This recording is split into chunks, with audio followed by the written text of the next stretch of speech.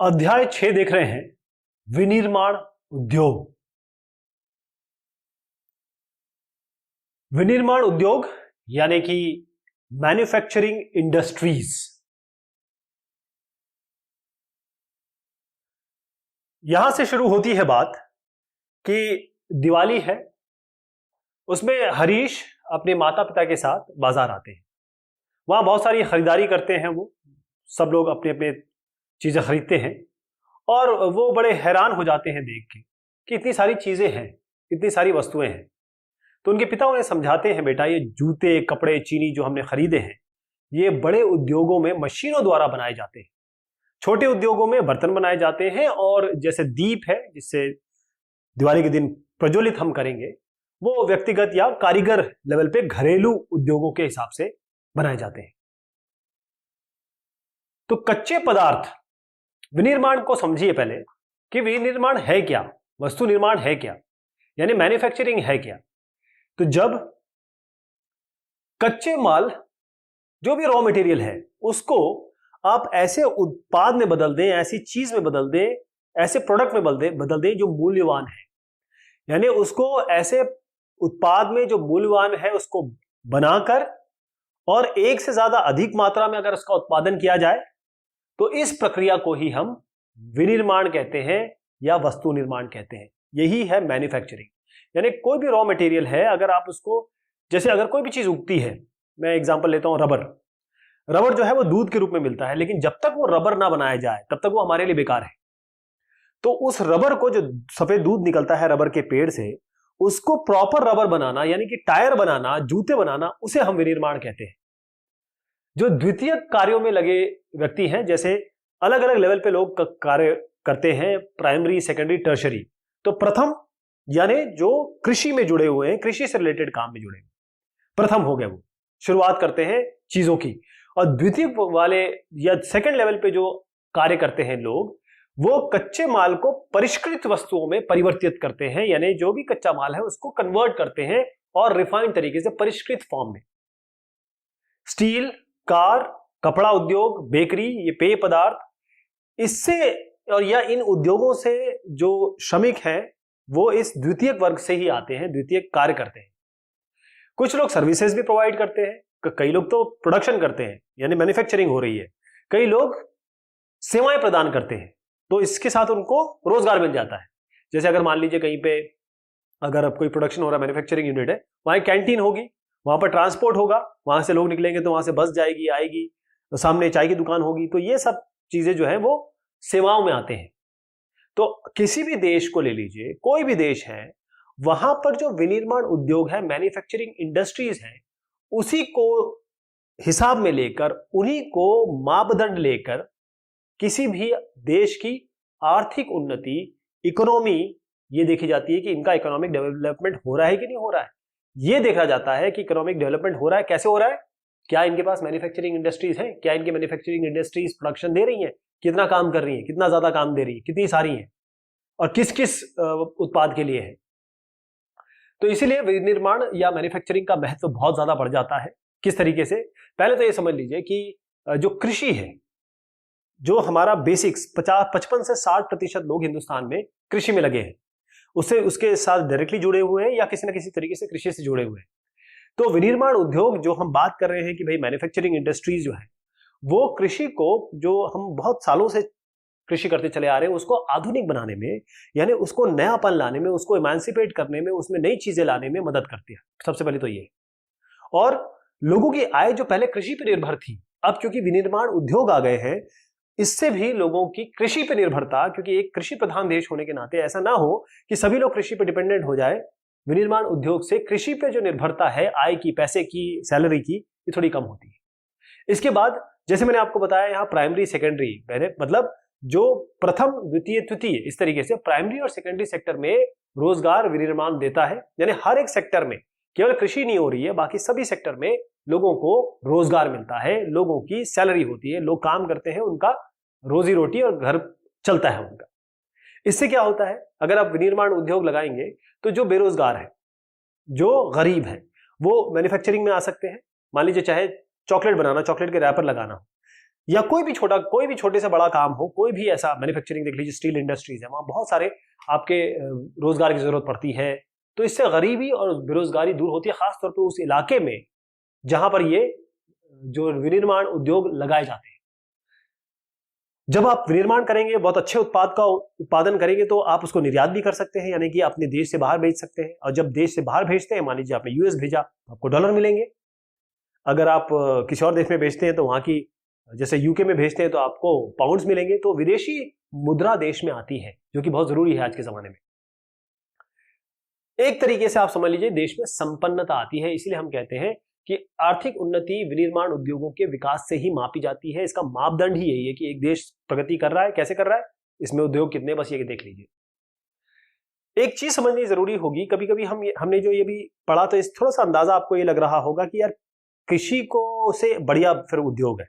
ऐसा नहीं, कृषि उद्योग एक दूसरे के साथ चलते हैं, एक दूसरे का पूरक है, एक दूसरे के लिए ये एक हेल्पिंग हैंड है, मदद करते हैं। जैसे कृषि पर जो उद्योग आधारित है, वो कृषि पैदावार को बढ़ाने के लिए बहुत अहम रोल अदा करते हैं, क्योंकि अब कोई उद्योग कृषि से रिलेटेड है तो कृषि ज्यादा करनी पड़ेगी, अच्छी करनी पड़ेगी, ताकि उद्योगों को कच्चा माल दिया जा सके। और ये उद्योग जो है वो कच्चे माल पर निर्भर हो रहे हैं, कृषि से उनका कच्चा माल आ रहा है। और ऐसे उद्योग भी हैं जो कृषि के लिए काम करते हैं। जैसे कृषि के लिए क्या चाहिए, सिंचाई पंप मान लीजिए, उर्वरक चाहिए यानी कि फर्टिलाइजर चाहिए, कीटनाशक यानी पेस्टिसाइड, दवाएं चाहिए आपको, प्लास्टिक है, पाइप मशीन है, बहुत सारे कृषि के औजार ऐसे होते हैं जो कौन बनाते हैं, जो आपके उद्योग बनाते हैं। तो इस तरीके से कृषि और उद्योग एक दूसरे के पूरक हैं, एक दूसरे के ये साथ चलते हैं।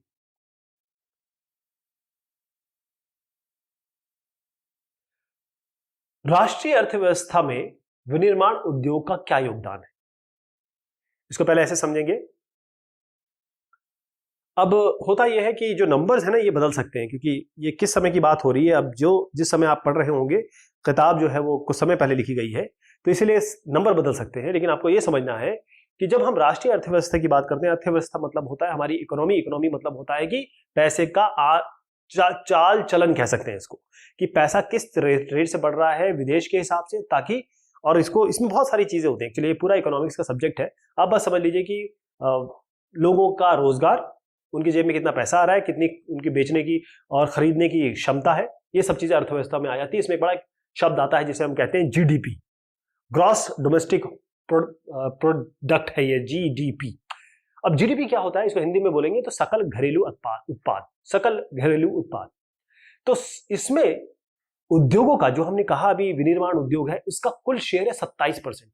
मतलब जितनी भी हमारी जीडीपी है, पूरे देश की अगर जीडीपी निकालें, जो कि एक मानक होती है कि देश कैसे चल रहा है, देश की चाल को जीडीपी बताती है, 27% शेयर किसका है, उद्योग का है। और इसमें 10% खनन मतलब माइनिंग, बिजली, गैस से आता है। बाकी जो 17% है वो विनिर्माण से आता है। इसका मतलब उद्योग में 27% में 17%, इस 17 में 27% किससे आता है, मैन्युफैक्चरिंग से आता है, विनिर्माण से आता है, जिसकी हम अभी बात कर रहे हैं। लेकिन अभी ये स्थिर चल रहा है। और पिछले दशक में अगर आप देखें तो इसकी वृद्धि दर, एक विनिर्माण की वृद्धि दर यानी मैन्युफैक्चरिंग की जो बढ़ने की रेट है वो है 7%। 2003 की मैं बात करता हूं तो ये 9 से 10% रही थी, और ये 12% तक जानी चाहिए, ताकि हम इसे कहें हम तेजी से दौड़ रहे हैं, अच्छे से दौड़ रहे हैं। बाकी इकोनॉमी को देखें, चाहे आप बांग्लादेश को देख लें, जिससे अगर हम 2019 की बात करें तो हमारी इकोनॉमी, जीडीपी उनसे कम हो गई आज के समय। तो हमें उनसे आगे रहना है या फिर उनके बराबर चलना है अगर हम डेवलपिंग इकोनॉमी है। तो भारत में, या भारत सरकार ने नेशनल मैन्युफैक्चरिंग काउंसिल एनएमसीसी, ध्यान रखिएगा, एनएमसीसी, भारत सरकार ने एनएमसीसी, नेशनल मैन्युफैक्चरिंग काउंसिलिंग, इसका गठन किया है। और ये मेन काम इनका यही है कि जितने भी उद्योग हैं उनके लिए सही पॉलिसीज बनाई जा सके और वो सही ढंग से कार्य करें। इसका पूरा जिम्मा जो है एनएमसीसी पे दे दिया गया, ये काम करती है। अब उद्योग अवस्थिति का मतलब होता है लोकेशन, इसकी लोकेशन। तो आप सोचिए कि अगर आपका सरकार है या फिर आपके पिताजी हैं, वो एक उद्योग लगाना चाहते हैं, वो कहां लगाएंगे, सोचिए। वो वहां लगाएंगे जहां पर उनको उस उद्योग के लिए कच्चा माल मिले, जहां पर उनको लेबर मिले क्योंकि लोग काम करेंगे, जहां पर उनको पैसा मिल जाए, अगर उनको कुछ और पैसा लगाना हो, उनके पास कुछ पैसा हो तो उनको पैसा मिल जाए। वहां पर इलेक्ट्रिसिटी चाहिए, उनको पावर चाहिए तो ऊर्जा मिल जाए वहां पर, उस जगह पे। वहां पर बाजार, यानी कि अगर कच्चा माल लेना है और अपना माल बेचना है या और भी चीजें, क्योंकि उद्योग में से बहुत सारी चीजें आती हैं, तो बाजार वहां पर आसपास हो। और आधारभूत ढांचे की उपलब्धता, यानी कि जो इंफ्रास्ट्रक्चर है, हर चीज आप ऐसी जगह नहीं लगा सकते, कहीं मरुस्थल में जाके आप उद्योग नहीं लगा सकते। वहां पर एक तरीका, एक ढांचा तैयार होना चाहिए जो कि सरकार बना के देगी या फिर वहां के लोगों ने ऑलरेडी बना रखा हो। तो उद्योग की अवस्थिति को फिर से समझते हैं कि किसी भी जगह आप इंडस्ट्रीज को लगाएंगे तो उसके लोकेशनल फैक्टर्स, यानी कि अवस्थिति के लिए कुछ कारक जो होते हैं, वो ये है कि आपको ट्रांसपोर्ट मिलना चाहिए। अब यहां से वहां कैसे जाएंगे, सामान यहां से यहां कैसे लाएंगे?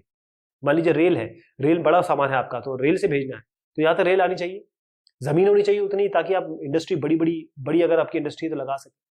एनर्जी चाहिए, पता चला कि इलेक्ट्रिसिटी नहीं आ रही है, ये ठप पड़ा हुआ है। रॉ मटेरियल, इसके लिए जो सामान है, अगर आप सामान सही समय पर नहीं पहुंचा पाए या कम पहुंचा पाए तो इंडस्ट्री का इतना ज्यादा नुकसान हो जाएगा कि पूछे मत। आपको लोग चाहिए जो यहाँ काम कर सके, और वो भी लोग तो चाहिए जो लेबर क्लास है, और आपको स्किल्ड भी चाहिए, जिनमें स्किल हो, ये क्योंकि मैन्युफैक्चरिंग में लोग अच्छे चाहिए जो डिप्लोमा, पॉलिटेक्निक ऐसा कुछ उन्होंने कर रखा, इंजीनियरिंग कर रखी है।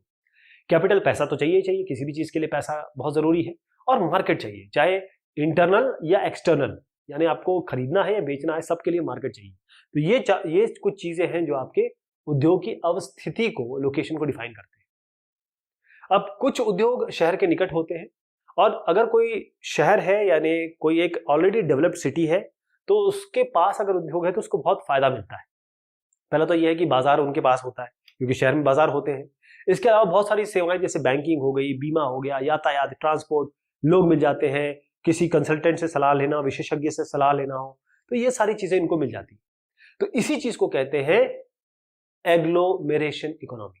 ऐसे औद्योगिक केंद्र जो शहर के पास है, और शहर के पास होने के कारण उनको बहुत सारी वहां की फैसिलिटीज मिल जाती है, वहां से कई लाभ मिल जाते हैं, तो उन्हें हम कहते हैं एग्लोमेरेशन इकोनॉमी।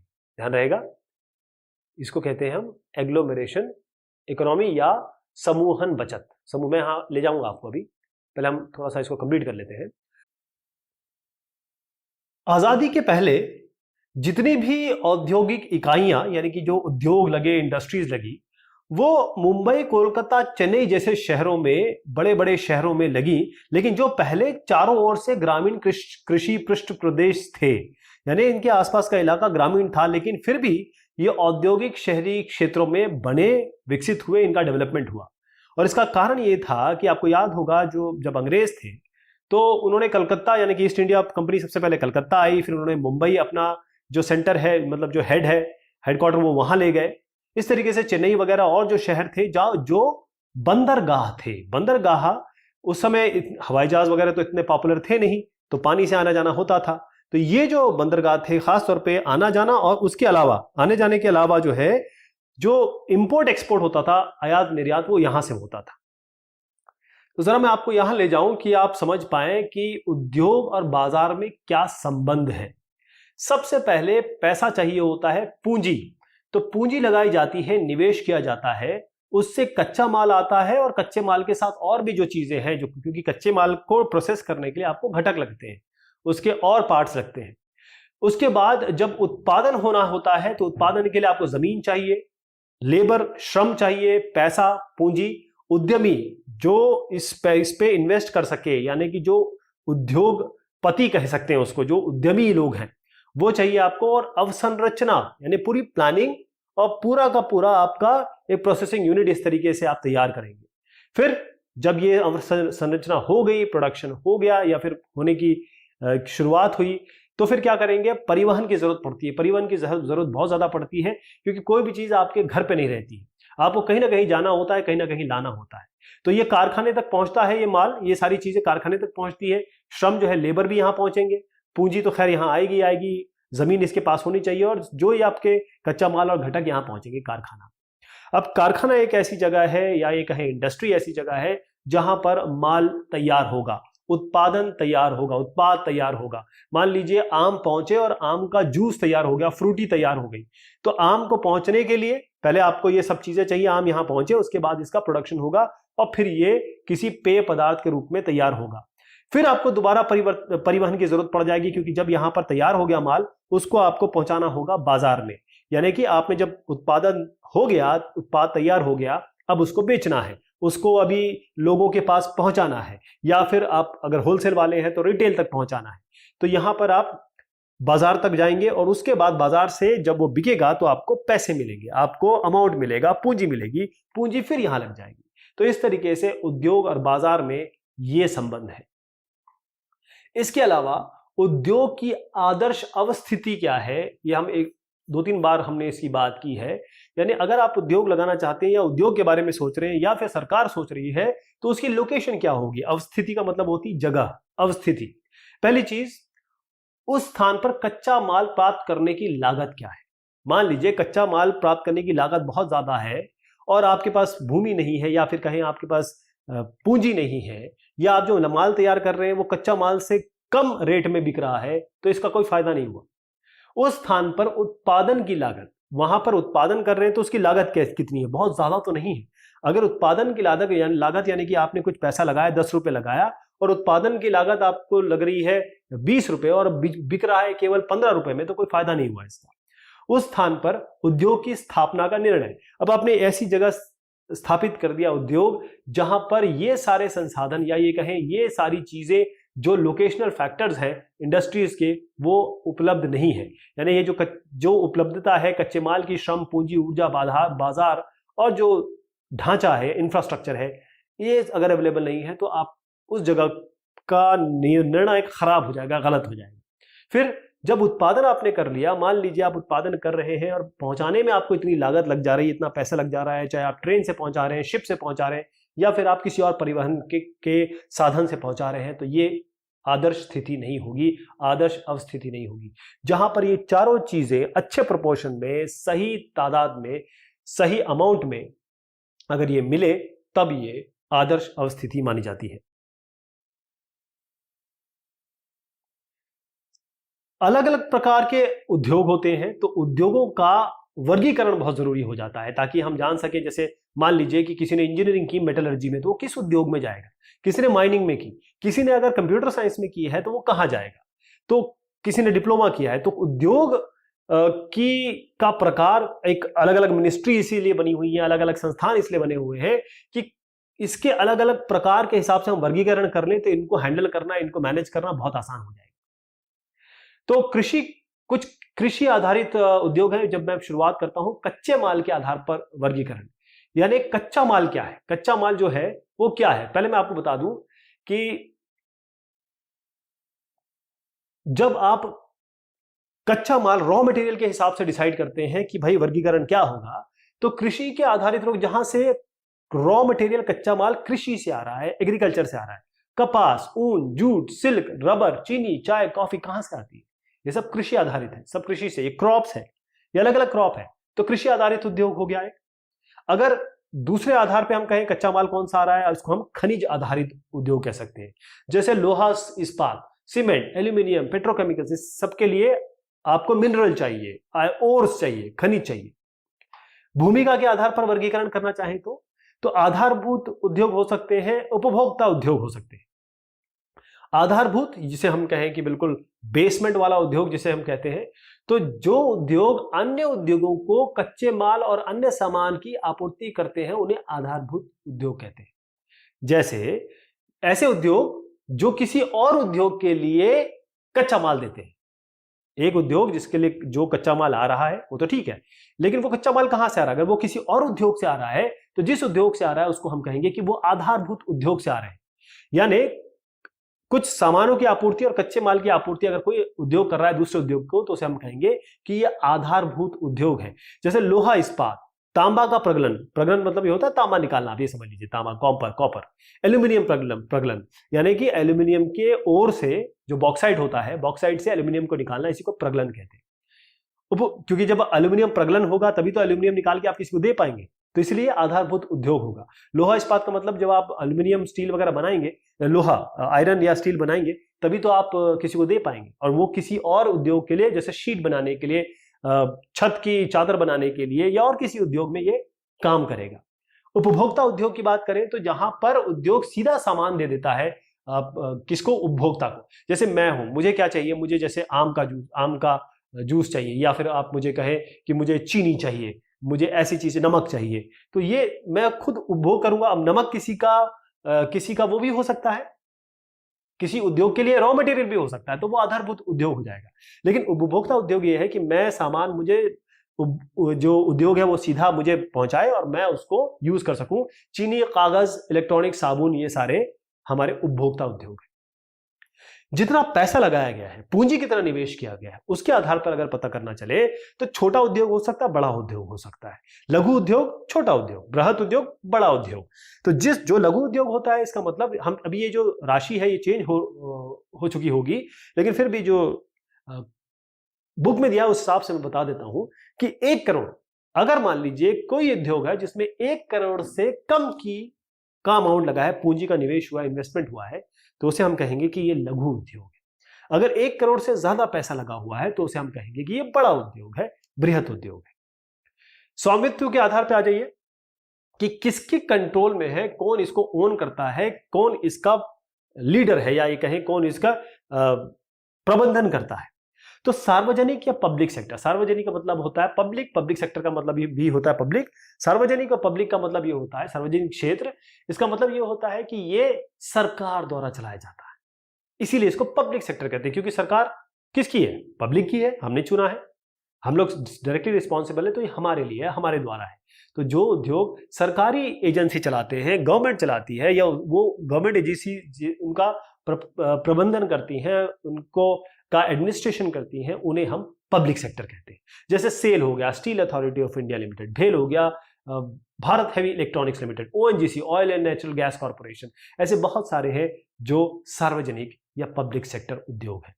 प्राइवेट सेक्टर की बात करेंगे तो प्राइवेट सेक्टर जिनका, जैसे मान लीजिए अंबानी की कोई कंपनी है और या फिर अडानी की कोई कंपनी है, तो वो प्राइवेट ओन्ड है, जिसमें एक व्यक्ति या व्यक्ति के समूह या कहे एक बोर्ड ऑफ डायरेक्टर्स होते हैं, उन लोगों द्वारा संचालित है। वो प्राइवेट लोग होते हैं, उनका सरकार से कोई संबंध नहीं हो, वो केवल प्रॉफिट और लॉस को देखते हैं।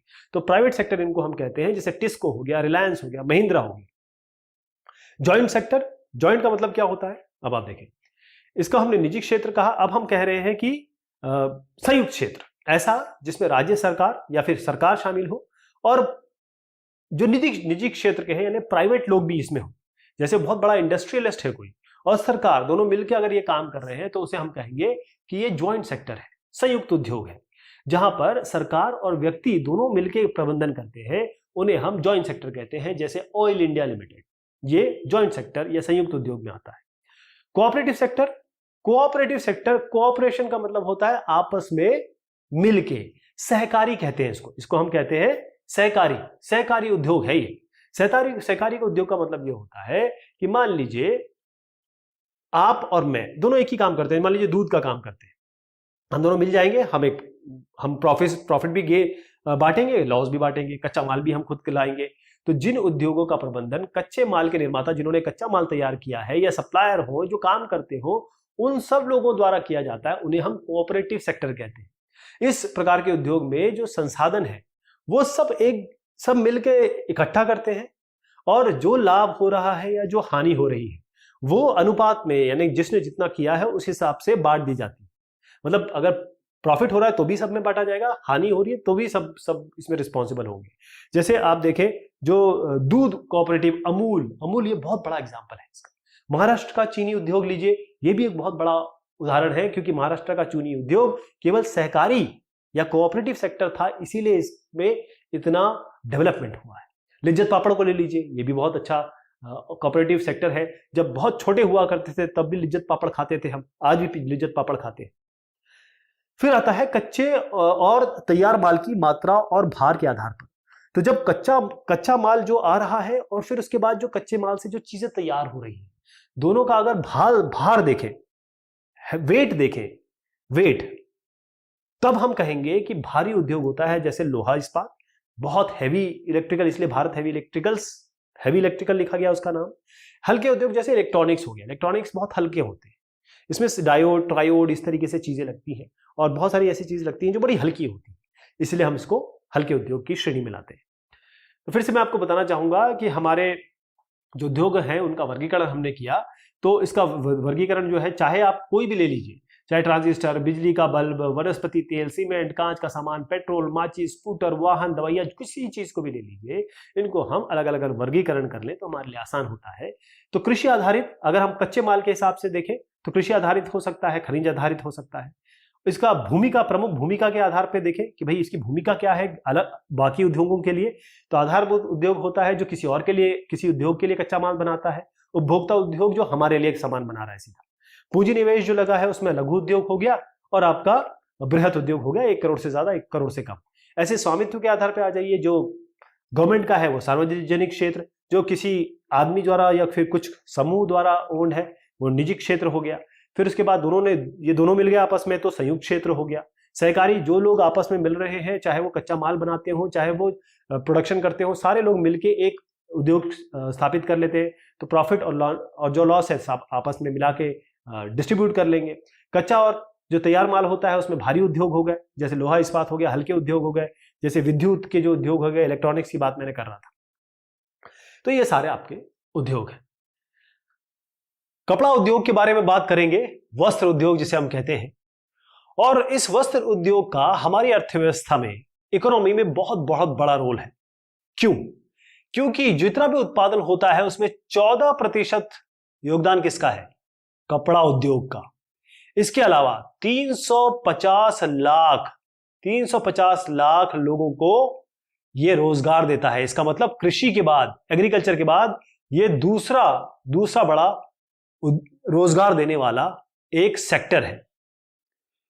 इसके अलावा 24.6% बाहर की मुद्रा, विदेशी मुद्रा यानी फॉरेन एक्सचेंज, ये हमें ला के देता है।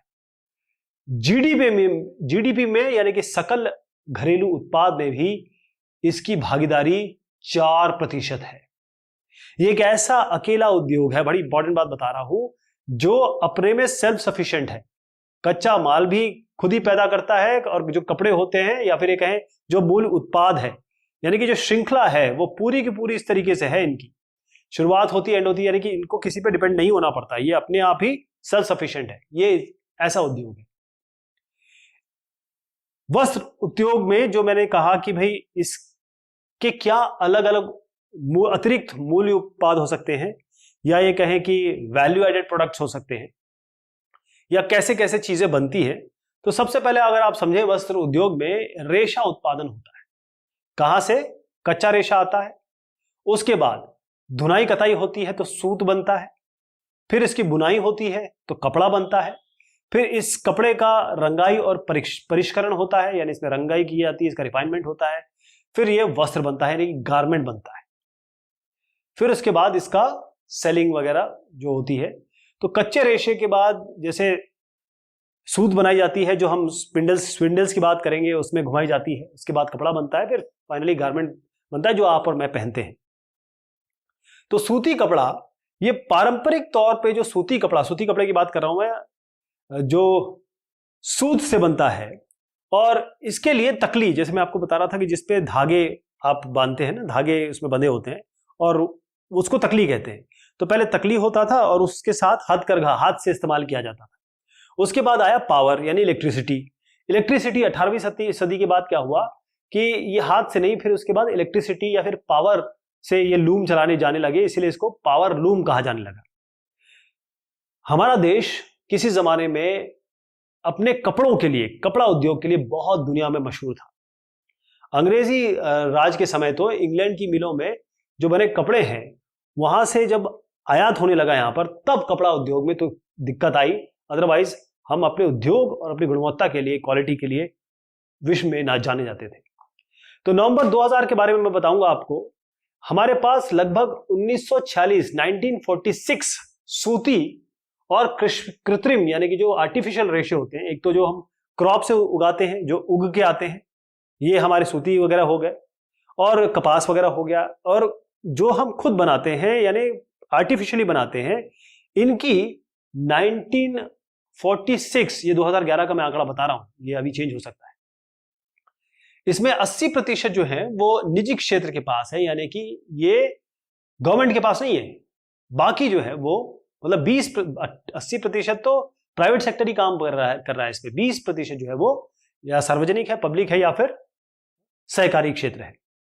तो सूती कपड़े की हमारे अवस्थिति क्या है, पोजीशन क्या है, लोकेशन क्या है, तो उसको जानने के लिए आपको जानना पड़ेगा कि शुरुआत में ये है उद्योग, सूती कपड़ा उद्योग, ये महाराष्ट्र और गुजरात, वहां पर काली मिट्टी होती है, आपको याद होगा इसके बारे में हमने पढ़ा था। तो वहां पर जो कॉटन बेल्ट है वहां तक सीमित था। ये आदर्श बेल्ट हुआ करती थी, क्योंकि एक और उसकी दो फायदे, एक तो मिट्टी वगैरह तो है ही, साथ में कच्चा माल हो गया, बंदरगाह, साथ में पोर्ट था, यातायात के साधन अवेलेबल थे, लेबर अवेलेबल था, जलवायु नम थी, ये सारी चीजें मतलब फेवरेबल चीजें वहां पर थी। तो इस उद्योग के पास जो जहां से सूत बनेगा, सूती कपड़ा कहां से बनेगा, कपास उगाने वाले, कपास चुनने वाले हो गए, जो धुनाई करते हैं, सूत की कताई करते हैं, जो रंगरेज हैं, जो डिजाइन करते हैं, और जो पैकिंग करने वाले लोग हैं, और दर्जी जो आपके कपड़े बनाएंगे, वो सारे के सारे लोग थे यहां पर, और उनको बकायदा रोजगार मिलता था।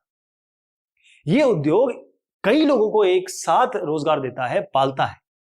जैसे केमिकल और डाई, मिल स्टोर वाले लोग, पैकेजिंग जो करते हैं, इंजीनियरिंग वर्क्स वाले जो लोग हैं, सभी को ये सूती कपड़ा उद्योग या जो भी कपड़ा उद्योग है वो आप रोजगार देता है। आज जो कताई होती है वो मुख्य रूप से महाराष्ट्र, गुजरात और तमिलनाडु, कहां होती है इसकी कताई, महाराष्ट्र, गुजरात और तमिलनाडु, ये मुख्य केंद्र है, लेकिन ये पूरे देश में फैला हुआ है।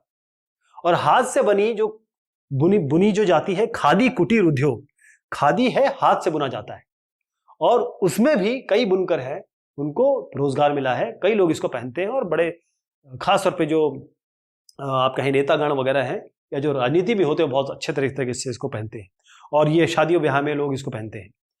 तो अगर मैं इसकी अवस्थिति के बारे में बात करूं, तो जो कारखाने हैं, ये मैं आपको बता दूं कि बुनाई, कटाई और बाकी जो काम है वो 90% विकेंद्रित क्षेत्र में है। जैसे मैंने अभी भी आपको बताया कि इसमें ज्यादा जो रोल है वो निजी क्षेत्र का है। तो कारखाने, ये 9, 10 और 10, 11 के बारे में बात कर रहा हूं मैं आपको, ये 3.3% आप देख लीजिए, 3.5% कारखाने में बनती थी चीजें। जो पावर लूम्स में विद्युत से चलने वाले जो करघे हैं, उसमें 84.1 यानी कि 85% तो आप समझ लीजिए पूरे ये पावर लूम में ही बनते हैं कपड़े। हथकरघों से करीबन 11.1, 3 और 1, और बाकी 1.3%। तो विद्युत करघे सबसे ज्यादा है, जबकि आपको यह लगता होगा कि कारखानों में सबसे ज्यादा बनते हैं, नहीं, ऐसा नहीं। भारत जापान को सूती धागे निर्यात करता है, और सूती उत्पाद, मैं बात बता रहा हूं जापान को क्या किया जाता है, धागे, ध्यान रखिएगा, धागे करते हैं। और जो सूती जो फाइनल प्रोडक्ट बनता है वो अमेरिका, ब्रिटेन, रूस, फ्रांस, पूर्वी यूरोप हो गया, नेपाल, सिंगापुर, श्रीलंका और अफ्रीकी देशों में एक्सपोर्ट किए जाते हैं, निर्यात किए जाते हैं। तो ये सिचुएशन है।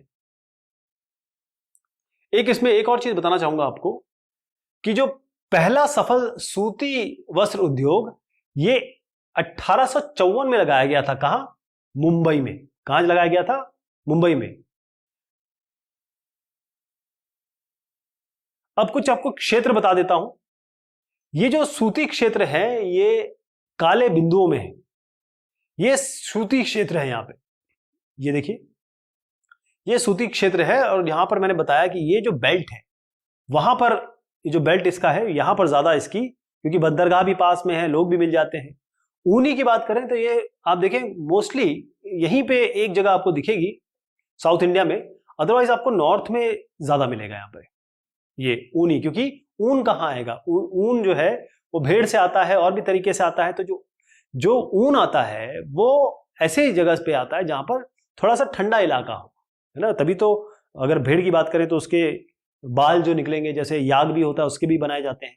तो यहां से निकलने के लिए थोड़ा सा ठंडा इलाका चाहिए। बाकी प्रोसेसिंग यहां भी होती है। रेशम वस्त्र जहां पर रेशम की खेती होती है, रेशम के कीड़े होते हैं, ककून बनाते हैं, वहां से आपके रेशम की खेती होती है। या रेशम का कहें शहतूत की खेती होती है। रेशम के छोटे छोटे जो आप कहें जो रेशम बनाने वाले कीड़े कह सकते हैं, वो यहाँ इनको पाला जाता है। तो रेशम वस्त्र यहाँ पर है, आपका मैसूर है, यहाँ देखिए कोलार वगैरह जगह पे है, बेलगांव है। तो ये भी मतलब ये कहिए पैन इंडिया है। ऊपर भी है बारामूला, श्रीनगर, अनंतनाग, या बहुत बेहतरीन कालीन वगैरह बनती हैं, और यहाँ पर भी है बंगाल के साइड में। तो ये इलाके हैं, थोड़ा सा आपको आइडिया रहे कहाँ क्या चीज है। जो मैं आपको स्पिंडल बता रहा था, इस तरीके से स्पिंडल आपने देखी होगी यूं करके, यहां पर धागे इस तरीके से होते हैं इसमें। तो जो तकवे हैं या स्पिंडल है, उसकी क्षमता अगर मानी जाए तो भारत दूसरे स्थान पर है पूरे विश्व में। पहले स्थान पे कौन सा है? चाइना। पहले स्थान पे है चाइना, चीन। और भारत ने इनकी संख्या वर्ष 2011-12 में, अगर इसकी संख्या मैं आपको बताऊं तो इन स्पिंडल्स की, तकुओं की 431.3 लाख, 431.3 लाख थी। तो सूती धागे, जैसे मैंने अभी अभी बताया आपको कि जापान में हम सूती धागे भेजते हैं और इसके अलावा उत्पाद बाकी और जगह भेजते हैं। तो सूती धागे के विश्व व्यापार में भारत की हिस्सेदारी कितनी है? 1/4। आप सोचें, सूती धागे एक चौथाई, पूरे विश्व का 1/4, 25% हमारे पास है। लेकिन जो सूती पोशाक है, ये सूती धागों की बारे में बात हो रही है। धागा अलग है, पोशाक अलग है। धागों से पोशाक बनाई जाती है, तो उस धागे का तो हमारे पास 1/4 है, लेकिन जो पोशाक बनते हैं उसका केवल शेयर 4% है हमारे पास, केवल 4%। हमारी स्पिनिंग मिलें इतनी सक्षम है कि ग्लोबल लेवल पे कंपीट तो कर सकते हैं, और जो भी रेशे हम उत्पादित करते हैं उन सबकी खपत कर सकते हैं। लेकिन ये जो पहली लाइन मैं आपको बता रहा हूं, उसका मतलब ये होता है कि सूती धागे में तो हमें कोई दिक्कत नहीं, लेकिन जब हम यहां पोशाक बनाने की बात करते हैं, बुनाई, कताई और जो प्रक्रमण यूनिट है जो इन्हें बनाएगी, वो उतनी सक्षम नहीं है, ना हमारे पास वो क्वालिटी है। इसीलिए सूती धागे हमारे पास हैं, हम उसका एक्सपोर्ट अच्छे से करते हैं, लेकिन पोशाक का भी नहीं। कुछ समस्याएं हैं सूती कपड़ा उद्योग की, और वो समस्या क्या है कि पहले तो यह है कि बिजली नहीं आती, बिजली की अनियमित सप्लाई है कई जगह पे, मशीनें पुरानी है, कोई स्टेट ऑफ द आर्ट या सोफिस्टिकेटेड मशीन तो है। और भी समस्या ये है कि श्रमिक जितना उत्पादन कर सकते हैं उससे कम उत्पादन करते हैं, और जो सूती धागे हैं उनके साथ जो कृत्रिम आर्टिफिशियल धागे हैं वो ज्यादा अच्छा परफॉर्म कर रहे हैं, तो उनसे इनकी खासतौर पे सिंथेटिक रेशे हैं, उनसे इनकी जबरदस्त कंपटीशन है, कड़ी प्रतिस्पर्धा है, प्रतिस्पर्धा के कारण वो खड़े नहीं हो पाते। ये अब हम आते हैं जूट उद्योग। इस जूट को हम कहते हैं पटसन कहते हैं। तो जो जूट उद्योग है हमारा, पहला मैं आपको बता दूं कि जो पहला पटसन उद्योग कलकत्ता के पास एक रिश्रा, इसमें रिश्रा एक जगह है, ये रिश्रा है, इसमें 1859 में लगाया गया था। उसके बाद क्या हुआ कि 1947 में विभाजन हो गया, तो जो पटसन मिलें हैं वो भारत में रह गई, लेकिन 3/4 जूट उत्पादक क्षेत्र ये या तो पाकिस्तान में चला गया इस तरफ, या बंगाल में चला गया, बांग्लादेश में चला गया, बांग्लादेश में। तो ये सिचुएशन आपको पता होनी चाहिए। जूट उद्योग यानी कि पटसन उद्योग की अगर मैं बात करूं तो कच्चा जूट और जूट, इनसे जो बने सामान है उसके मामले में भारत सबसे बड़ा उत्पादक है, नंबर 1 पे है। बांग्लादेश के बाद भारत जूट का दूसरे नंबर का निर्यातक है। उत्पादक तो हम हैं, निर्यातक में अब देखें बांग्लादेश छोटा देश है, वो हमसे नंबर 1 पे है, हम दूसरे नंबर पर है। बांग्लादेश के बाद भारत जूट का दूसरा नंबर का निर्यातक है, हम सेकंड नंबर पे आते हैं। भारत की 80 जूट मिले, ये 70 इसके नीचे दिख रहा होगा आपको, ये 2004 का आंकड़ा है, मैं 2011 का आंकड़ा बता रहा हूं। 80 जूट मिलों में ज्यादातर जो है पश्चिम बंगाल में। क्यों? बांग्लादेश, ये जो इलाका था, जो बांग्लादेश हमसे अलग हुआ ना, पहले तो हमारे देश का ही हिस्सा था, तो बांग्लादेश और पश्चिम बंगाल ये एक ही हिस्से हुआ करते थे। तो जो हुगली नदी है, एक बहुत फेमस नदी है हुगली नदी, उसके आसपास ये सब स्थित हैं। तो जूट उद्योग एक बड़ी पतली बेल्ट है जो 98 किलोमीटर, मात्र 100 किलोमीटर के अंदर में है ये, और केवल 3 किलोमीटर चौड़ी है। यहीं पर आपको सारा जूट उद्योग यहीं पे मिल जाएगा। मैं बात कर रहा हूं पश्चिम बंगाल की। हुगली घाटी के बारे में थोड़ा बात करना जरूरी है, क्योंकि इतनी जो छोटी जगह पे इतना ज्यादा उत्पादन और इतनी ज्यादा चीजें बन रही हैं, तो हुगली घाटी के कुछ ना कुछ तो ऐसे स्पेशल चीज होंगी जो बाकी जगह इन्हें प्रोवाइड नहीं करती है, बाकी जगह ऐसा नहीं प्रोवाइड करती है कि ये उद्योग फल फूल सके। तो क्या फायदे हैं यहाँ के, क्या मुख्य गुण है? एक समझिए, एक तो जहां पर उत्पादन हो रहा है पटसन या जूट का, उससे बहुत करीबी है, इनकी बड़ी निकटता है। यातायात, जल यातायात, बिल्कुल हुगली नदी से आप ले जाइए और कहीं भी पहुंचा दीजिए, वहां से लेके भी आ सकते हैं। रेल और सड़क का बहुत अच्छा जाल है यहाँ पर, और जूट को रिफाइन करना, क्लीन करना, साफ करना, इसका जो परिष्करण है उसके लिए जो पानी है वो वहां पर मिलता है, क्योंकि नदी भी है और साथ में समुद्र भी है पश्चिम बंगाल के पास। और पश्चिम बंगाल, बिहार, उड़ीसा और उत्तर प्रदेश, खास तौर पे यहाँ के जो लोग काम करने वाले हैं या कहीं मजदूर, ये यहाँ मिल जाते हैं। तो अगर इन मजदूरों की बात करूं मैं, तो 2010 और 11 का आंकड़ा है, इसमें जो डायरेक्टली इन्वॉल्व लोग थे, जो बिल्कुल काम करते थे इसमें, वो थे 3.7 लाख श्रमिक काम करते थे। और ये जूट और मेस्टा, इसकी खेती करने वाले अन्य जो 40 लाख छोटे और सीमांत कृषक है, मतलब ये तो वो लोग हैं जो डायरेक्ट काम करते थे, इसके बाद जो इसकी खेती करते थे मेस्टा और जूट की, वो करीबन 40 लाख छोटे और जो सीमांत कृषक हैं, उनको भी ये जूट उद्योग रोजगार देता है। तो बहुत सारे अप्रत्यक्ष रूप से भी इससे जुड़े हुए हैं, लेकिन बात करना ये जरूरी बन जाता है कि हम इसकी चुनौतियां क्या है हमारे पास। एक और बात आपको बता देता हूं, थोड़ा सा ये पहले ले जा रहा हूं आपको, कि भारत में जो 2010 और 11 का आंकड़ा मैं बताता हूं, 85 रुपए में जो धागा है वो प्रति किलोग्राम बेचा जाता है। अगर ये मान लीजिए कपड़े के हिसाब से, पतलून के हिसाब से, 85 रुपीज तो धागा हो गया, अगर पतलून के हिसाब से बेचा जाए तो ये 800 रुपए के हिसाब से बेचा जाता है। आप सोचें कितना ज्यादा इंक्रीमेंट हो गया। यानी हम जो धागे की बात करते हैं, इसीलिए हम लोग जो पोशाक में पीछे हो गए, इसलिए बांग्लादेश आगे निकल गया। ये 800 में वो बेचता है, क्योंकि वो मेनली जो बांग्लादेश का निर्यात है वो कपड़ों का है, वो बना के बेचता है।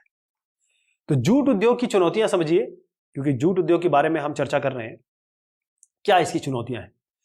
पहली चीज तो है, सामने आपके आर्टिफिशियल या सिंथेटिक फाइबर है, उनसे उनको जबरदस्त टक्कर मिल रही है, बड़ी जबरदस्त टक्कर हो रही है। इसके बाद बांग्लादेश, ब्राजील, फिलीपींस, मिस्र और थाईलैंड, ये देश भी है जो इस पे बड़ा अच्छा काम कर रहे हैं। और सरकार ने पैकेजिंग में जूट के अनिवार्य उपयोग की नीति बनाई है। अब मैं इसको बताता हूं। तो इसके कारण क्या है कि अंदर की मांग में ही बहुत वृद्धि हो रही है ना, हमारे हिंदुस्तान में इसकी मांग बढ़ रही है। 2005 में नेशनल जूट पॉलिसी भी बनाई गई थी, जिसका क्या उद्देश्य था? उसका उद्देश्य था कि जूट का उत्पादन किया जाए, पटसन का उत्पादन किया जाए, इस क्वालिटी और जूट किसानों की आमदनी को बढ़ावा मिले, उनके ये जो किसान इसमें काम करते हैं उनको पैसा ठीक ठाक मिले। तो विश्व में जो पर्यावरण बढ़ रही है, लोग प्लास्टिक इतना यूज कर रहे हैं, उसको देखा जाए तो जूट का अगर बैग लिया जाए या उसका सामान बनाया जाए तो ये पर्यावरण के हितैषी है, पर्यावरण के साथ है। और क्योंकि ये ऐसा पदार्थ है जो डिग्रेड हो जाता है, यानी बायोडिग्रेडेबल है, जैव निम्नीकरणीय है, बायोडिग्रेडेबल है, इसलिए जैट जूट जो है वो इतना ज्यादा मांग है हमारे देश में भी। और जूट का भविष्य बहुत उज्जवल है। और जूट उत्पाद के बाजार आप देखें तो अमेरिका है, कनाडा है, रूस है, संयुक्त अमीरात है, संयुक्त अरब अमीरात, और आपके ब्रिटेन है, ऑस्ट्रेलिया है। चीनी उद्योग, इसको समझिए कि भारत कहां पर आता है चीनी उद्योग पे। विश्व में भारत चीनी का दूसरा सबसे बड़ा उत्पादक है। सेकंड नंबर पे आते हैं हम चीनी में, ध्यान रहेगा, चीनी में हम, शुगर में दूसरे नंबर पे आते हैं। लेकिन जहां तक गुड़ और खांडसारी की बात करते हैं, गुड़ और खांडसारी ये भी आप समझ लीजिए चीनी का ही एक तरीका है, क्योंकि सब चीजें गन्ने वगैरह से ही आती हैं। तो गुड़ जो है, जो हमारे गांव में सबसे ज्यादा बेचा जाता है या फिर खाया जाता है, और खांडसारी इसी का बुरादा, हम इसके सबसे बड़े उत्पादक हैं। भारत में 662, इसके नीचे एक जो नंबर दिख रहा है वो 2004 का आंकड़ा है, अभी जो आंकड़ा है वो है 2010-11 का, वो 662।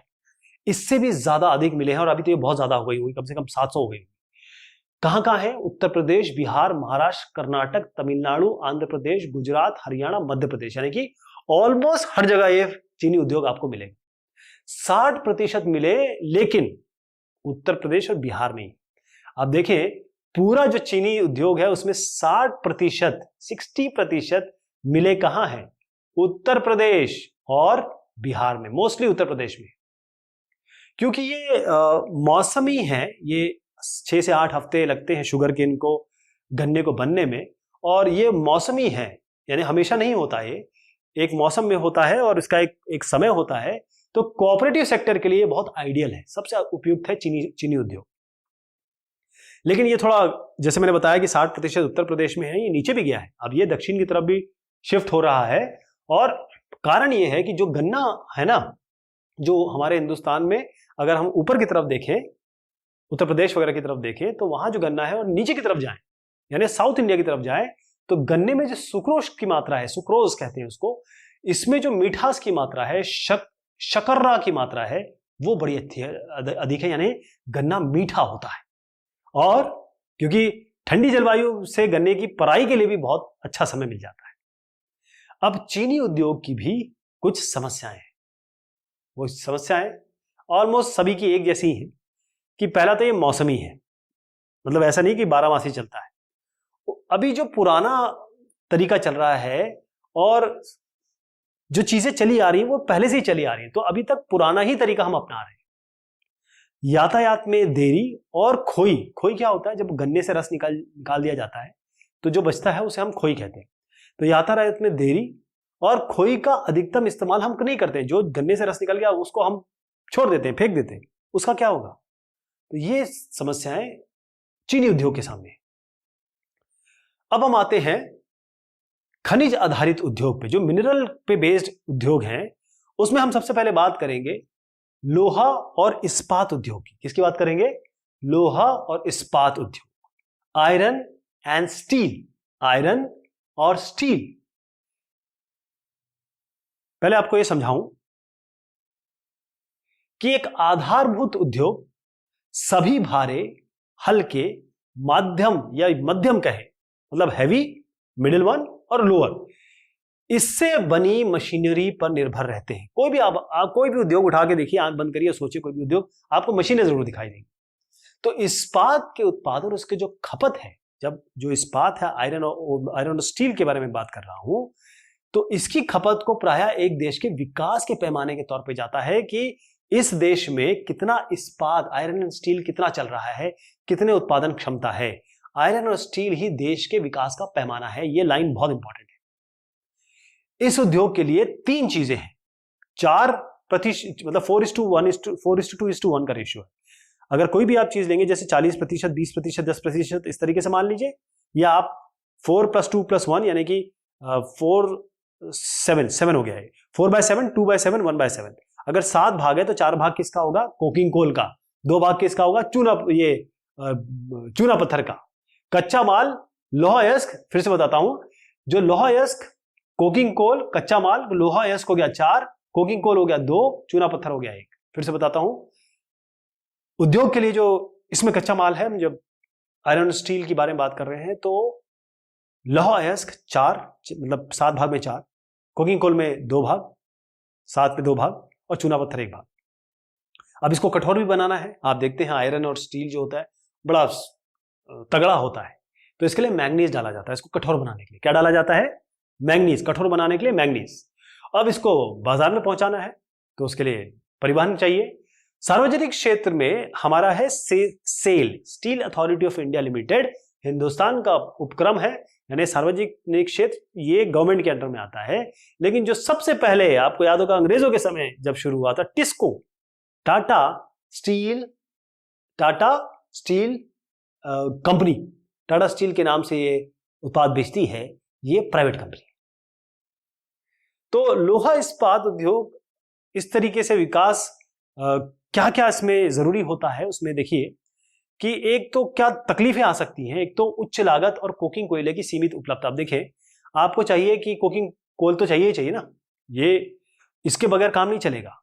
तो एक तो लागत ज्यादा है और कोकिंग कोयले की बड़ी लिमिटेड उपलब्धता है।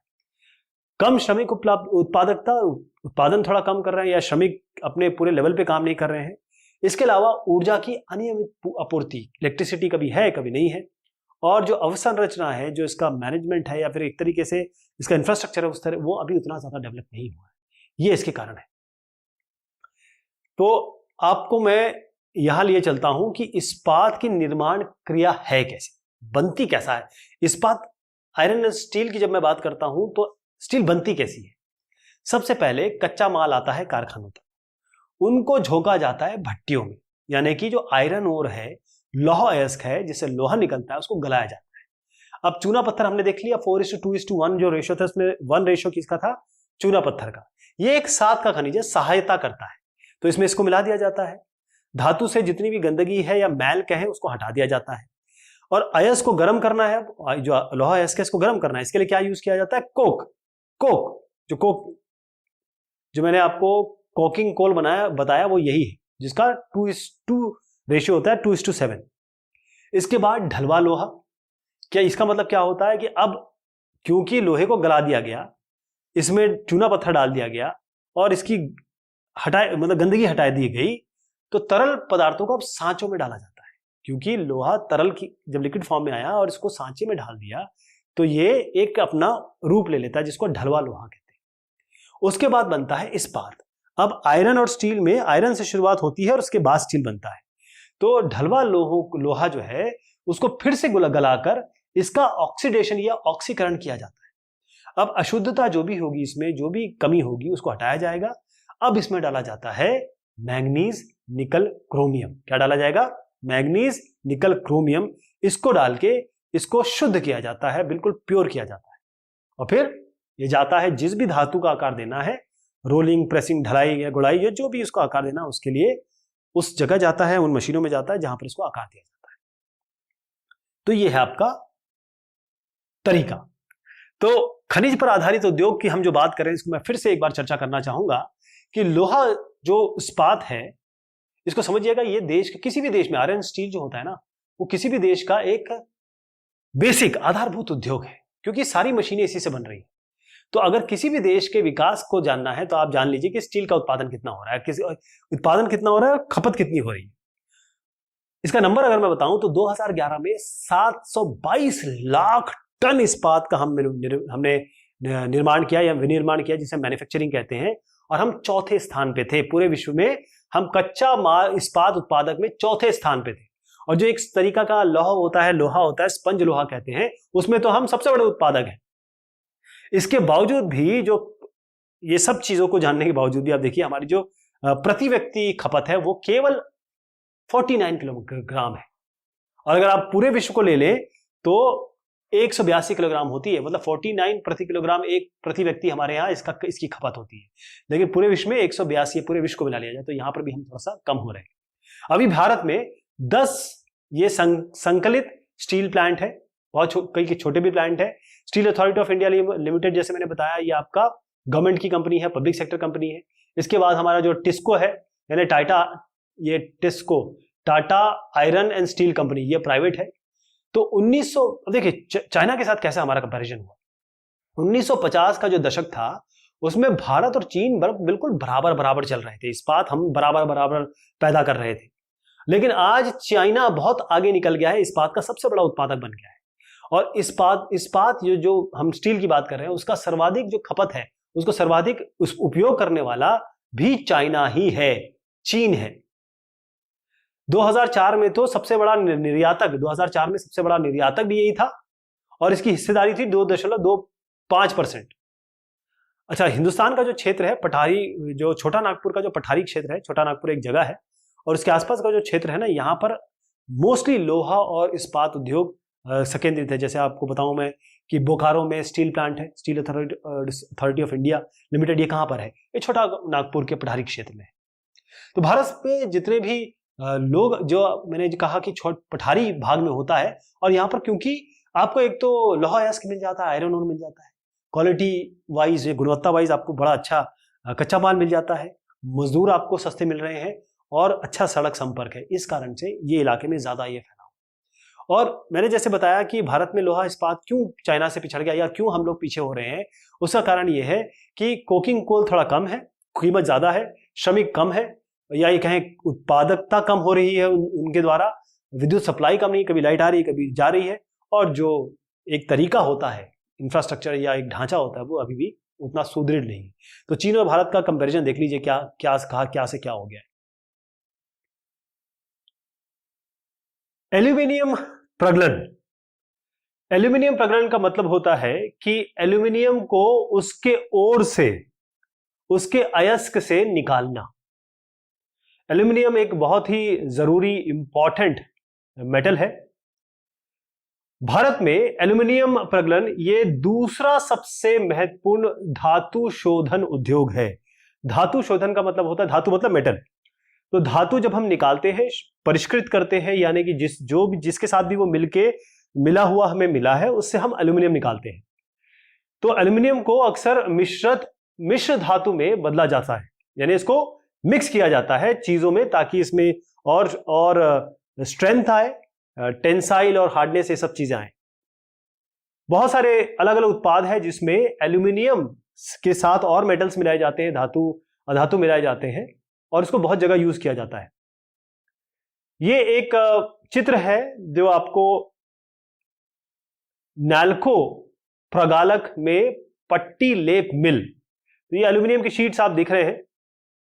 तो देश के एल्यूमिनियम प्रगलन संयंत्र कहां कहां, जहां जहां एल्यूमिनियम निकाला जाता है बॉक्साइट से, वहां जो एरियाज हैं, उड़ीसा, पश्चिम बंगाल, केरल, उत्तर प्रदेश, छत्तीसगढ़, महाराष्ट्र और तमिलनाडु में है।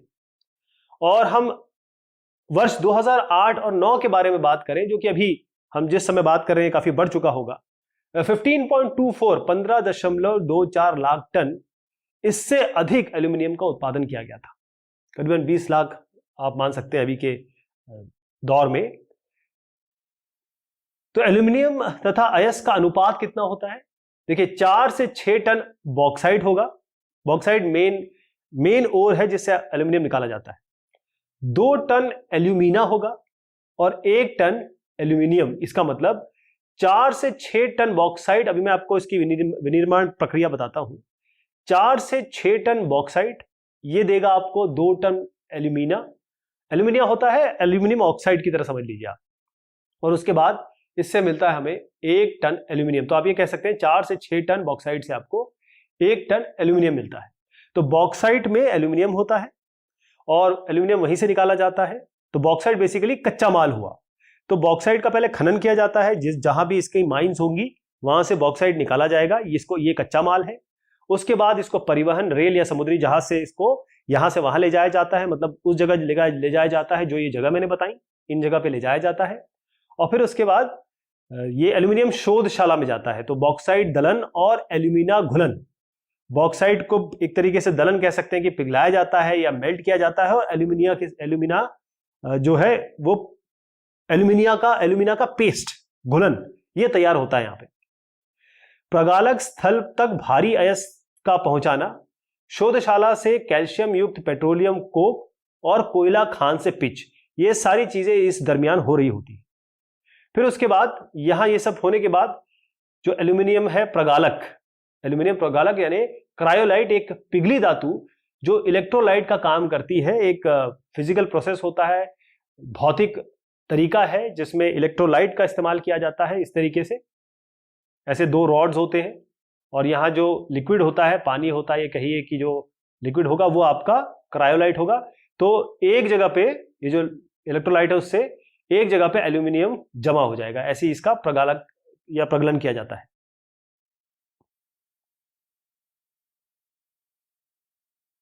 अब हम बात करते हैं रसायन उद्योग की। तो रसायन मतलब समझिए कि केमिकल, जितने भी केमिकल्स हैं वो हमारे रसायन में आते हैं, जिसमें भारत के जो सकल घरेलू उत्पाद है जीडीपी, उसमें रसायन उद्योग का शेयर 3% है। कितना है? 3%।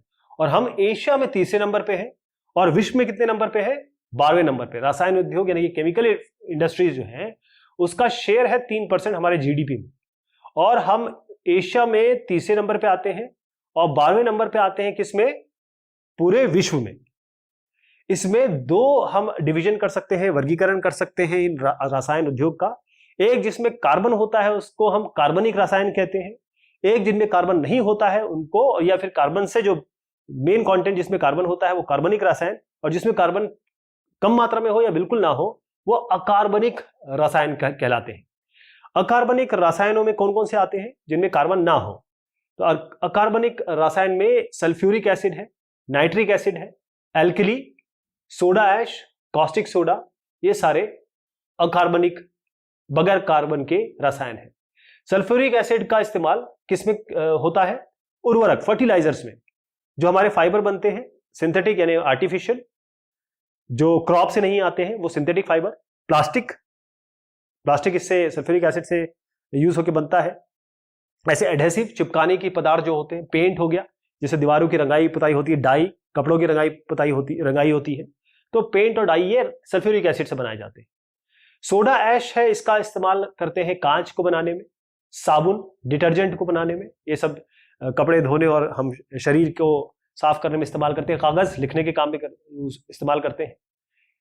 कार्बनिक रसायन में जो पेट्रोकेमिकल इस श्रेणी में आता है, पेट्रोकेमिकल, पेट्रोलियम शब्द से आया है, और वो जो चीज आती है वो कार्बन से शुरू होती है, और ये पेट्रोकेमिकल जब मिलता है तो इससे हमारे पास बहुत सारी चीजें मिलती है। मतलब पेट्रो को हम एक तरीके से सबसे उच्च हाई लेवल पे मानते हैं, क्योंकि ऊर्जा भी देता है, और ये पूरा का पूरा अगर कहीं से पेट्रोलियम निकल के आता है तो उससे बहुत सारे पदार्थ निकलते हैं।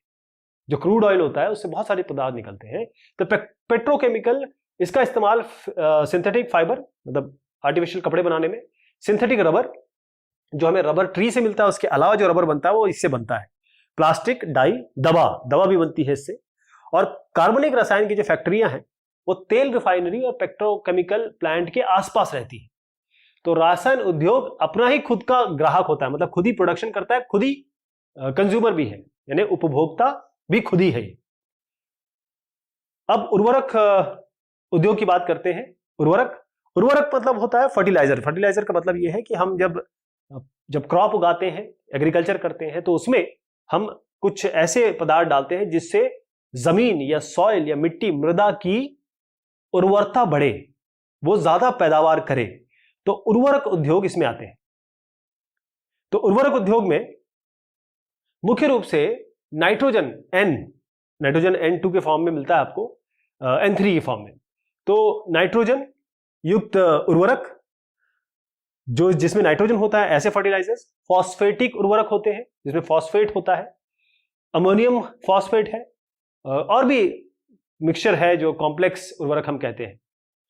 जो कॉम्प्लेक्स उर्वरक है, इस कॉम्प्लेक्स उर्वरक में क्या क्या होगा, नाइट्रोजन भी होगा, फॉस्फेट भी होगा, पोटैश भी होगा, इन सबको मिला के बनाया जाता है।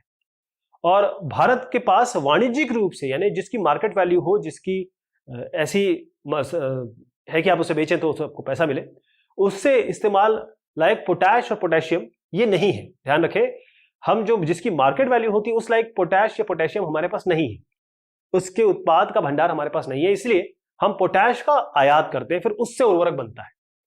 तो भारत नाइट्रोजन युक्त उर्वरक का विश्व का तीसरा सबसे बड़ा उत्पादक है। कौन है, किस नंबर पे है? उर्वरक उद्योग भारत नाइट्रोजन वाला जो उर्वरक है, क्योंकि मैंने अलग अलग बताया ना, नाइट्रोजन वाला अलग है, फॉस्फेट वाला अलग है, तो नाइट्रोजन जिसके अंदर होता है वैसा उर्वरक, इसके हम तीसरे सबसे बड़े उत्पादक हैं। हमारे यहाँ 57 खाद के कारखाने हैं, खाद मतलब उर्वरक, इनके कारखाने हैं, जहां नाइट्रोजन युक्त उर्वरक और कॉम्प्लेक्स उर्वरक, जिसमें मैंने बताया नाइट्रोजन, फॉस्फेट और पोटैश होता है, इसका उत्पादन होता है। साथ में 29 कारखानों में यूरिया बनता है। यूरिया ये भी एक तरीके का बहुत अच्छा उर्वरक है। और 9 कारखानों में बाई प्रोडक्ट के रूप में, यानी बाई प्रोडक्ट मतलब होता है कि जब कारखानों से चीजें बन जाती है, जो मेन चीज बननी है, जो मेन उत्पाद बनना है, उसके बाद कुछ चीजें अलग से निकलती हैं, जिसको हम बाई प्रोडक्ट कहते हैं। यानी वो मेन चीज नहीं बन रही है, लेकिन जो निकलती है उसमें अमोनियम सल्फेट का उत्पादन होता है। और 68 छोटे कारखाने हैं जो सिंगल सुपर फॉस्फेट बनाते हैं। कितने? 68 जो सिंगल सुपर फॉस्फेट बनाते हैं। सीमेंट उद्योग की बात करें, सीमेंट किस लिए यूज होता है? घर बनाने के लिए, बिल्डिंग्स बनाने के लिए, रोड तक बन रही है इनसे। तो सीमेंट उद्योग में भारी कच्चा माल लगता है, इसमें बहुत सारी चीजों का मिश्रण होता है। आप देखें सीमेंट क्या चीज होती है, जिसमें हल्का सा आपने पानी डाल दिया और उसके बाद उसको छोड़ दिया तो वो हार्ड हो जाता है, इतना कठोर हो जाता है कि पूछिए मत। जैसे चूना पत्थर, सिलिका, एल्यूमिना और जिप्सम। चूना पत्थर, सिलिका, एल्यूमिनिया और जिप्सम को हम मिलाएंगे तो सीमेंट बनता है। तो गुजरात में सीमेंट की कई कारखाने हैं, क्योंकि वहां पर बंदरगाह, अब गुजरात की बात करेंगे यहां पर, तो यहां पर बंदरगाह बहुत करीब है, क्योंकि यहां से आदान प्रदान या फिर कहें लाना ले जाना हो जाता है आराम से, इसलिए आपको गुजरात में सीमेंट के कई कारखाने मिलेंगे। और पहला सीमेंट का उद्योग है वो 1904 में चेन्नई में लगाया गया था। चेन्नई में 1904 में, मैं फिर से बताऊंगा आपको कि 1904 में सबसे पहला सीमेंट कारखाना कहां बना था? चेन्नई तमिलनाडु की राजधानी है। इसके साथ एक और हम दोबारा चीज डिस्कस कर लें कि जो कारखाने हैं सीमेंट के, मोस्टली आप देखेंगे तो कहां है, वो गुजरात में है। तो भारत में सीमेंट के कारखाने कितने हैं, अगर ये नंबर चेंज हो सकते हैं, लेकिन अगर एक अंदाजा लेना चाहें तो 128 बड़े कारखाने और 323 करीब छोटे कारखाने का अंदाजा है। अब क्वालिटी में सुधार के बाद भारत में, या भारत का जो सीमेंट है वो पूर्वी एशिया, गल्फ देश, अरब कंट्रीज जो है, अफ्रीका और दक्षिण एशिया में अच्छा बाजार हमको मिला है, वहां हम भेजते हैं इसको। तो उत्पादन और निर्यात के मामले में ये बहुत अच्छा उद्योग है जो प्रदर्शन कर रहा है। मोटर गाड़ी उद्योग, ऑटोमोबाइल इंडस्ट्री, मोटर गाड़ी, कार हो गई, ट्रक हो गए, बस हो गए, जितनी भी मोटर गाड़ियां हैं, यहां तक कि बाइक है, ये सारी जो भी मोटर से चलती हुई गाड़ियां हैं, उनके उद्योग के बारे में बात अगर की जाए तो आज भारत में हर प्रकार की मोटर गाड़ी बनती है, सारी गाड़ियां हमारे यहां बनती है। 1991 में जो नीतियां आई थी, उदारवादी लिबरल नीतियां कहते हैं उसमें, और इतनी लिबरल थी वो कि बहुत सारी मोटर गाड़ी कंपनियों ने भारत में काम शुरू कर दिया। चाहे आप किसी का भी नाम लें, चाहे हुंडई ले लें, या आप जो स्पार्क कंपनी की गाड़ी आती है, कोई भी आप डेवू की गाड़ी है, जो भी बाहर की बड़े बड़े जायंट्स थे वो हिंदुस्तान में आके उन्होंने काम करना शुरू किया। तो आज भारत मोटर गाड़ी के लिए अच्छा बाजार बन गया है। आज भारत में कार और मल्टी यूटिलिटी व्हीकल, एक कार तो होती है जो 4 पहियों की होती है जिसमें लोग बैठते हैं, लेकिन इसके अलावा ऐसी भी व्हीकल्स है, ऐसी भी गाड़ियां हैं जो एक से ज्यादा काम में आती हैं। उसके 15 निर्माता हैं। कार और मल्टी यूटिलिटी व्हीकल के 15 निर्माता हैं। ये 15 मैं मेजर बता रहा हूं, ऐसे बहुत सारे निर्माता हैं। कमर्शियल व्हीकल जैसे ट्रक होता है, बस होता है, ये कमर्शियल में आ जाते हैं।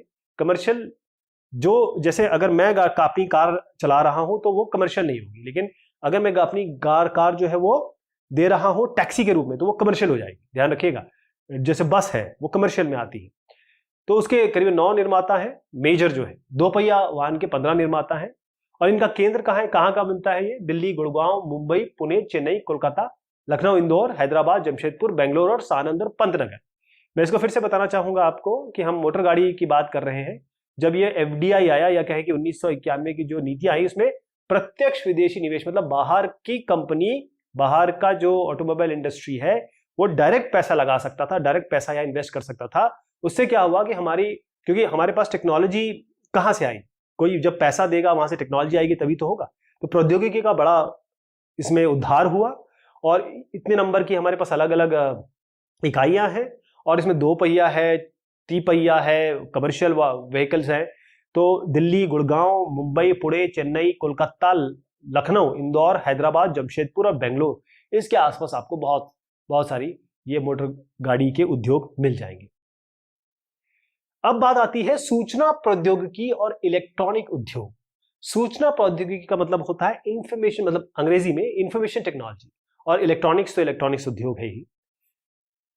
तो यहां पर आप देखें, पहले मैं आपको दिखा दूं, ये सॉफ्टवेयर टेक्नोलॉजी कुछ पार्क्स हैं जो कि बहुत, अभी इसके नंबर्स बढ़ गए हैं। सॉफ्टवेयर टेक्नोलॉजी के पार्क मतलब जहां पर सॉफ्टवेयर बनते हैं, जहां पर किसी भी, जैसे ऑटोमेशन होता है ना, जैसे आप गूगल खोल लीजिए, ये एक सॉफ्टवेयर हो गया, गूगल इज ए सॉफ्टवेयर, वो वेब सॉफ्टवेयर है। ऐसे कोई भी चीजों को आप अगर ऑटोमाइज करना चाहते हैं तो उसके लिए सॉफ्टवेयर बनते हैं।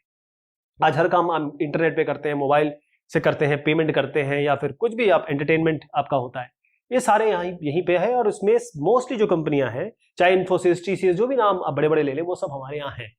तो यहाँ श्रीनगर, मोहाली, नोएडा, जयपुर, और खास तौर पे मैं अगर इलाके की बात करूं तो हैदराबाद, बेंगलोर इसमें बहुत आगे। बेंगलोर सबसे हब है। इसके अलावा मुंबई, पुणे, इंदौर, भुवनेश्वर, कोलकाता, विशाखापट्टनम, चेन्नई, इस तिरुवनंतपुरम, ये सब जगह पे, गुवाहाटी में भी। तो नोएडा भी एक बहुत बड़ा सेक्टर है, नोएडा है। गुड़गांव भी बहुत बड़ा इसमें है। मैं सॉफ्टवेयर की बात कर रहा हूँ, लेकिन शुरुआत में करूंगा इलेक्ट्रॉनिक उद्योग से। तो इलेक्ट्रॉनिक उद्योग जिसमें इलेक्ट्रॉनिक्स बनती है, जैसे आप डायोड, ट्रायोड, इस तरीके से नाम लेते हैं।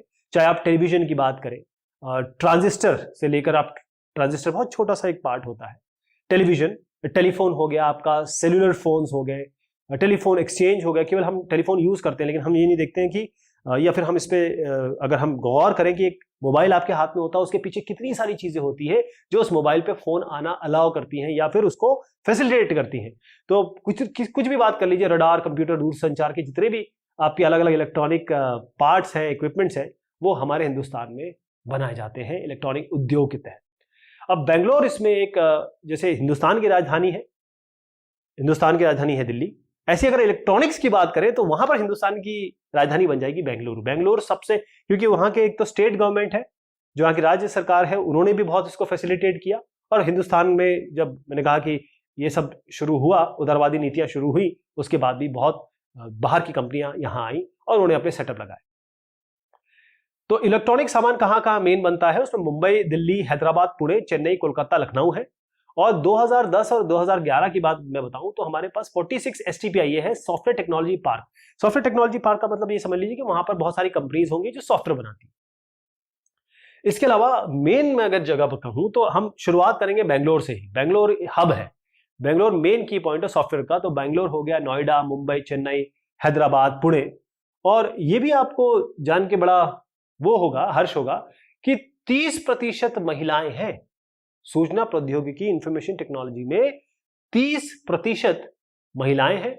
और ये मुद्रा, यानी कि जो बाहर की मुद्रा आती है, विदेशी मुद्रा प्राप्त करने वाला सबसे बड़ा स्रोत हो गया है सॉफ्टवेयर टेक्नोलॉजी या सूचना प्रौद्योगिकी। सूचना प्रौद्योगिकी हमारे यहां हर एक कंपनी, मोस्टली कंपनीज के BPOs है, जिसे हम बिजनेस प्रोसेस आउटसोर्सिंग कहते हैं। और ये इतना सफल है हिंदुस्तान में, सूचना प्रौद्योगिकी की हार्डवेयर हो चाहे सॉफ्टवेयर हो, सबका बहुत बढ़िया विकास हो रहा है। और आज भी हम इसमें बहुत तेजी से विकास कर रहे हैं। अब इन सब चीजों को जानने के बाद एक चीज दिमाग में आती है या नजर में आती है, वो है आपका औद्योगिक प्रदूषण और पर्यावरण निम्नीकरण। उद्योगों के कारण जो पोल्यूशन हो रहा है, प्रदूषण हो रहा है, और साथ में जो पर्यावरण या इकोसिस्टम या कहें बायोस्फीयर का नुकसान हो रहा है। तो वायु प्रदूषण किस तरीके से हो रहा है, क्या इसके आप कहें लिंक्स है। तो उद्योग में जितनी वृद्धि हो रही है उससे पर्यावरण का बहुत ह्रास हो रहा है, निम्नीकरण हो रहा है। कार्बन डाइऑक्साइड सबसे गंभीर गैस है। कार्बन डाइऑक्साइड जो गैस है वो हीट, जो जब सन की हीट आती है, सूरज की हीट आती है, ऊष्मा का जिसे हम कहते हैं इंफ्रारेड रेज, इसको ये कैप्चर कर लेती है। इसी से हमारा अर्थ जो है गर्म भी रहता है कार्बन डाइऑक्साइड। लेकिन ये जब ज्यादा मात्रा में हो जाएगी ना तो अर्थ का टेम्परेचर बढ़ जाएगा, जिसे हम ग्लोबल वार्मिंग कहते हैं। तो क्या होगा कि जो ग्लेशियर्स है वो पिघल जाएंगे और जितने भी धरातल हैं जो समुद्र के करीब हैं वो सब डूब जाएंगे। ऐसे सल्फर डाइऑक्साइड है, कार्बन मोनोऑक्साइड है। कार्बन मोनोऑक्साइड अगर आप देखें, अगर कार्बन मोनोऑक्साइड अगर आप आपके कमरे में है तो आपका देहांत भी हो सकता है, बहुत खतरनाक गैस है। तो ये सब बढ़ रहे हैं, वायु प्रदूषण हो रहा है। इसके अलावा जो छोटे छोटे पदार्थ होते हैं, छोटे छोटे पदार्थ बहुत, जैसे आप जब लकड़ी की घिसाई देखते हैं तो आप देखते हैं आपके सांस लेना मुश्किल हो जाता है। छोटे छोटे पदार्थ होते हैं वो भी आपको तकलीफ दे रहे हैं। लोगों को अस्थमा की प्रॉब्लम हो रही है, लोगों को सांस लेने की प्रॉब्लम हो रही है। और कहीं अगर गलती से उद्योग में कोई रिसाव हो गया, कहीं रासायन का रिसाव हो गया, या फिर जानबूझ के उद्योग जो है वो रासायन केमिकल वो छोड़ रहे हैं बगैर उसको परिष्कृत किए हुए। जैसे मैंने कहा अगर गलती से हो गया, भोपाल गैस त्रासदी हुई, इसमें आपको याद होगा कि यूनियन कार्बाइड के जो भोपाल में यूनियन कार्बाइड का एक प्लांट था, उससे मिथाइल आइसोसाइनाइड ये गैस निकली थी और रात में निकली थी और पूरा शहर जो है वो, उसका क्या हाल हुआ ये एक बहुत बड़ी हिस्ट्री है। लोगों को नींद में सुला दिया इसने। तो वायु प्रदूषण हमारे सेहत के लिए, और हम अपने बारे में सोचते हैं, जानवर और जो पेड़ पौधे हैं उनका क्या, उनके लिए भी बहुत हानिकारक है, जो हमारे लिए बहुत जरूरी है। तो पर्यावरण का बहुत बुरा असर हो रहा है, बहुत बुरा असर पड़ रहा है वायु प्रदूषण, खासतौर पे जब हम उद्योग की बात करते हैं। उसके बाद आता है जल प्रदूषण। जल प्रदूषण जैसे हमने कहा कि भाई कार्बनिक है, अकार्बनिक है। तो जो जल प्रदूषण है, जो कचरा होता है, वो सबसे बढ़िया तरीका है कि ये उद्योग क्या करते हैं, इसको भेज देते हैं या फेंक देते हैं पानी में। इससे तो जल खराब हो जाएगा, जल प्रदूषित हो जाएगा। तो कागज, लुगदी, रसायन, कपड़ा, डाई, पेट्रोलियम रिफाइनरी, चमड़ा उद्योग, इनसे जो चीजें निकलती हैं, कार्बनिक हो चाहे कार्बनिक हो, वो पानी को खराब कर रहा है। वो पानी, जो पानी में रहने वाले जीव है वो तो पी ही रहे, वो तो खराब हो ही रहे, उनकी जान तो जा ही रही। साथ में अगर जो गरीब लोग होते हैं वो इस पर आश्रित होते हैं, उनका क्या होता होगा सोचिए। अब जल का तापीय प्रदूषण होता यह है कि जब एक थर्मल प्लांट है, थर्मल प्लांट का मतलब यह है कि पानी को गर्म किया, उससे भाप निकली, कोयला को जला के, और भाप निकली, उससे आपने इलेक्ट्रिसिटी पैदा कर दी। लेकिन ये जो गर्म पानी है उसका क्या किया, उसको आपने पानी में छोड़ दिया। जब पानी आपने तालाब और पानी नदी में छोड़ दिया, इतना गर्म पानी, तो वहां जो जीव जंतु रहते हैं उनका क्या होगा। आप सोचे कितना कितना ज्यादा गर्म पानी उसमें आ रहा है। तो यहाँ जो लोग रहते हैं, यहाँ तो लोग नहीं कहूंगा मैं, जो जीव रहते हैं उनके लिए तो, जिसे हम एक्वेटिक लाइफ कहते हैं, वो तो जीवित नहीं रह पाएंगे। रेडियो एक्टिव अपशिष्ट, ये बड़ा एक खतरनाक चीज है। जो परमाणु ऊर्जा संयंत्र है उससे रेडियो एक्टिव पदार्थ निकल सकते हैं। अगर ये सही से नहीं आपने हैंडल किया तो चेर्नोबिल और हिरोशिमा नागासाकी जैसा हाल हो जाएगा। पूरा शहर खत्म हो गया था, पूरा शहर खत्म हो गया था केवल रेडियो एक्टिव जो किरणें हैं, क्योंकि रेडियो एक्टिव पदार्थ रेडियो एक्टिव किरणें निकालती हैं। यहां आपको पता होगा कि रेडियो एक्टिव पदार्थ जिसने इजाद किया था मैडम क्यूरी, वो भी रेडियो एक्टिविटी से मर गई। तो कितना खतरनाक है। ध्वनि प्रदूषण, जब आप घर पे बैठे होते हैं या फिर मान लीजिए 10-11 बज रहे होते हैं, सामने ट्रैफिक चल रहा होता है, तो आप सो नहीं पाते, इसे ध्वनि प्रदूषण कहते हैं। और इसे धीरे धीरे लोगों में बेचैनी, उनका जो ब्लड प्रेशर बढ़ता है, बहरापन तक आ जाता है। कोई ऐसे लोग होते हैं जो ऐसी जगह काम करते हैं जहां पर बहुत ज्यादा आवाज है, तो कारखाने में जो मशीन है, जनरेटर है, इलेक्ट्रॉनिक ड्रिल है, ये बहुत ज्यादा ध्वनि प्रदूषण करते हैं। तो उद्योग के साथ ये सारी चीजें भी आती हैं, ये भी चीजें विद्यमान है। तो अब कम करना जरूरी है इनको। उद्योग से जो पर्यावरण को नुकसान हो रहा है, तो इससे क्या है कि आप जो पानी यूज कर रहे हैं, तो उसका पुनः चक्रण हो। पानी आपने जो है उसको फेंक ना दें, इसका पुनः चक्रण करिए, दोबारा यूज करिए, और जिससे कम से कम पानी इस्तेमाल होगा और इसका उपयोग भी होगा, एनर्जी भी कम लगेगी। और जो बरसात का पानी आ रहा है उसको उपयोग करिए, वो उपयोग होना चाहिए। और जो गर्म पानी सीधा नदियों और तालाब में छोड़ा जा रहा है उसको बंद करना चाहिए, या तो उसका परिष्करण करिए, उसको ठंडा करके फिर भेजिए। ये चीजें हैं जो किए जा सकते हैं। थोड़ी चीजें मैंने बताई हैं, ये सारी चीजें अगर की जाएगी तो हमारा फायदा हो सकता है, या ये कहें हमारे चीजों को जो नुकसान हो रहा है, क्योंकि उद्योग नहीं होंगे तो कंट्री विकास नहीं करेगा, लेकिन अगर उद्योग होंगे तो पर्यावरण का नुकसान भी होगा, तो कम से कम पर्यावरण का नुकसान होना है। ये रामागुंडम संयंत्र है। तो ये बात हुई इस चैप्टर की। बहुत शुक्रिया, बहुत मेहरबानी आप सभी की।